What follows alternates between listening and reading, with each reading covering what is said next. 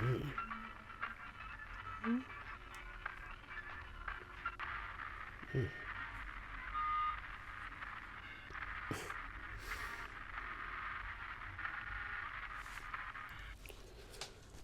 the fuck did I just listen to? The Callous Daoboys, an American math rock band from Atlanta, formed in 2016, the name of course a spoof of the famous Dallas Cowboys football team. But come on, I didn't need to tell you that, right? I'm English and even I know what that is.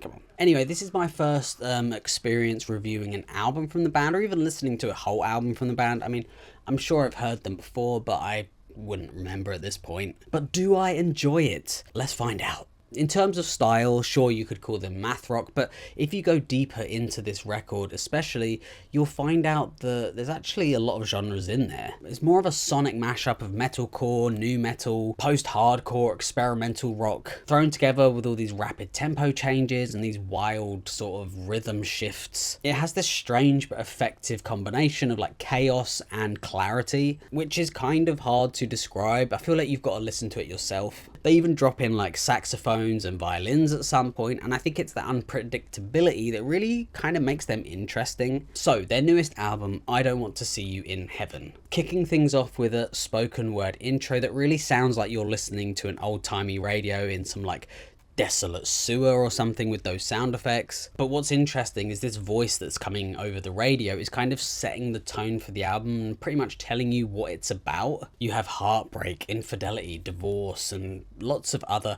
lovely sad things to think about, all symbolized by this like mythical creature that's changing heads, tearing you apart. Kind of bizarre, but a little bit brilliant. This gloomy track then leads into another track just full of noise. Those screeching guitars and vocals and that unique voice of his. It's chaotic, but everything feels well placed. And it's during these breakdowns that you get through the song that you really appreciate this dynamic range. From the bass and the kick that are sounding really weighty, mixed together perfectly with these smooth vocals. And then suddenly you're introduced to another breakdown which wouldn't feel out of place on a drum and bass track. It feels like it's completely all over the place, but it just really works. And then all of a sudden, again, you're just introduced to this saxophone with this like samba jazz thing going on. It really shouldn't be working again, but there it is. And then you have similar things on tracks like The Demon of Reality Limping Like a Dog. Yeah. But this track there is unfortunately a few elements that just feel kind of out of place. And then you have these laser sounds that come in every now and then. The screeching of the guitar is a little bit too much. It hits a level that's a little bit annoying to me. Love the barking though.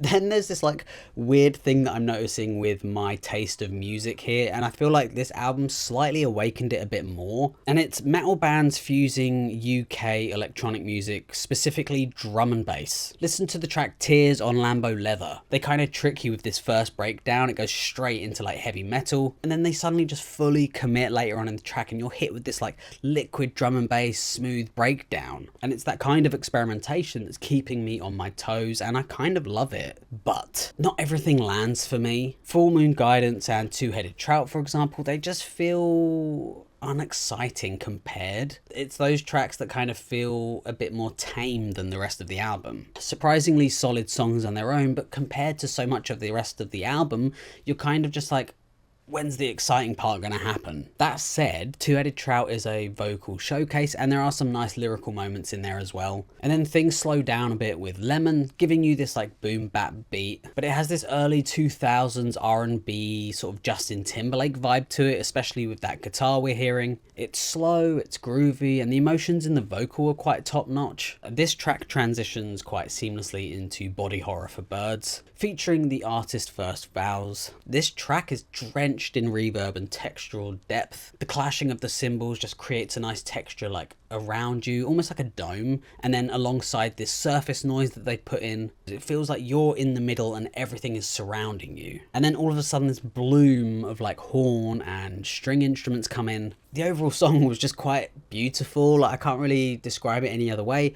but it's completely ruined again by a pointless fade out.